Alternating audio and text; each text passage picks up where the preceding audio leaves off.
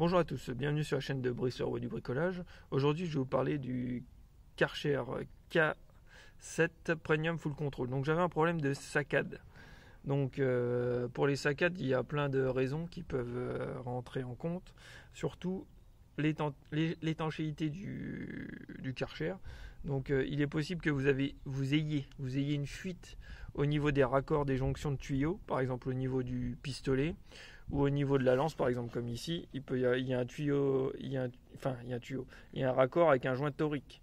Il y a des joints toriques à tous les raccords de tuyaux, et donc s'ils sont foutus, effectivement ça peut vous faire des saccades. Donc moi j'ai vérifié ça dans un premier temps, j'avais pas ça. Après j'ai quand même vérifié la pression de l'eau de mon robinet, elle était bonne. Donc ça venait toujours pas de ça.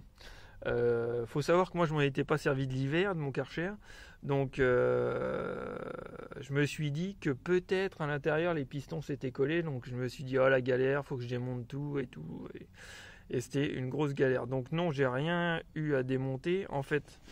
Après je me suis dit il y a un filtre, le filtre d'eau je l'avais jamais fait, donc j'ai démonté ici, j'ai dévissé le raccord.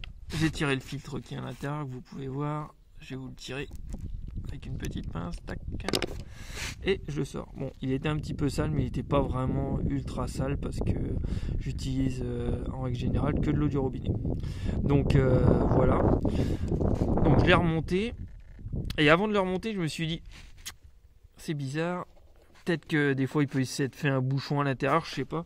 Donc ce que j'ai fait, c'est que j'ai pris l'eau sans le filtre, enfin j'ai pris le tuyau d'eau et je l'ai emmanché dedans un petit coup,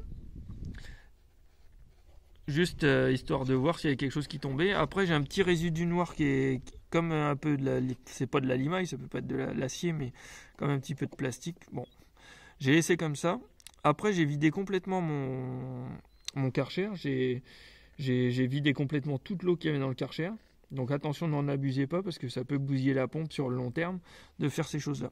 Donc je l'ai vidé complètement l'eau du Karcher pour que ça force un peu sur les pistons. Donc après, j'ai remonté mon filtre.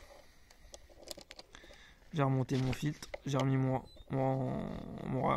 raccord et j'ai remonté mon tuyau d'eau. Et après, je l'ai remis en route. Et c'est reparti comme en 40. Donc je pense que j'avais mes pistons à l'intérieur qui s'étaient un peu grippés.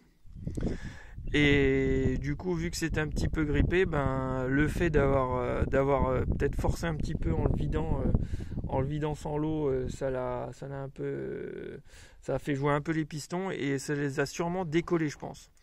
Donc voilà. Bon, j'ai pas de solution miracle, hein. Vérifiez bien quand même vos joints toriques. Déjà, dans un premier temps, vérifiez bien si vous avez de la pression de l'eau à votre robinet quand même. Après, vérifiez vos joints toriques. Et après, regardez aussi votre filtre. Dans un deuxième temps, regardez les filtres après les joints. Et puis, essayez de le vider comme moi pour voir si ça le choque un petit peu. Ça ne fait pas de mal par exemple de faire jouer un peu les pistons comme j'ai fait. Et moi c'est reparti, donc ça fonctionne très bien. Ben voilà, qu'est-ce que je peux vous dire de mieux? Ben si vous avez ce problème, ben essayez ça vous fera une solution. Et puis likez si vous avez aimé, partagez, et je vous dis à plus tard dans une prochaine vidéo.